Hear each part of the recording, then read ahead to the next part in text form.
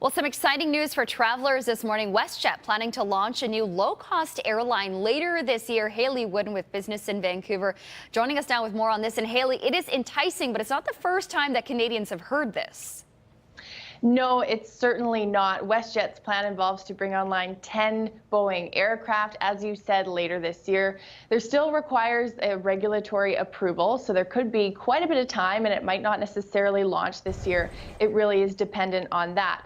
But for consumers, we have seen WestJet already try and gain market share in the lower end, more affordable end of the market. They've taken on New Leaf, which is an ultra low cost carrier, quite directly. Based in Winnipeg, they've offered more flights along New Leaf routes. They've also added new routes themselves, for example, direct flights to Winnipeg from Abbotsford. So we have seen WestJet really seriously look at expanding into the lower end of the market. So I have no doubt that they're really going to push for this moving forward and do what they have to do in order to bring this to life.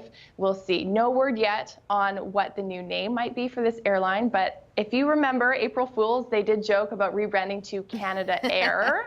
Yeah, I remember that. They're taking on New Leaf. Maybe they're going to take on Air Canada with a new name. Who knows? Possibly. Haley, I'm wondering, though, any speculation on how cheap those airline tickets could be?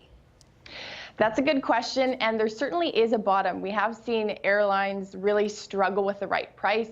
New Leaf itself has struggled to some extent to offer really cheap flights, gain enough market share to do so while taking into account the cost of fuel prices, which fluctuate quite wildly, and just the sheer amount of capital required in this space. Now, WestJet does have the added benefit of having different flights across different price points. Not sure yet on what the price point might be. We'll see how closely, though, it matches New Leaf, because they have made it quite clear they're looking to compete directly with that airline. Absolutely. And just quickly, I want to mention, obviously, today is 420. A lot of people thinking about pot and the legalization of it, and pharmacies stepping out saying that they believe they'd be a natural partner for the distribution of it. That's right. Pharmacies have been quite vocal about this in the past when it comes to dispensing medical marijuana. It makes sense. They have the medical expertise to do so. But we're now hearing from Canada's Pharmacy Distributor Association saying the infrastructure is also there to deal with things like recalls and make sure the right dosages, the right drugs get into the right hands and in the right way. Now, I will say industry is also investing in the distribution element of this too. Aurora Cannabis is a good example. The current way of doing things is a mail order system. They're making sure that they can offer same-day deliveries and things like that. They have a facility they're building next to Edmonton International Airport.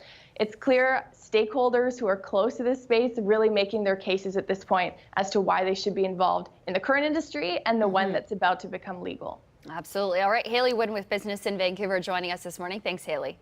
Thank you.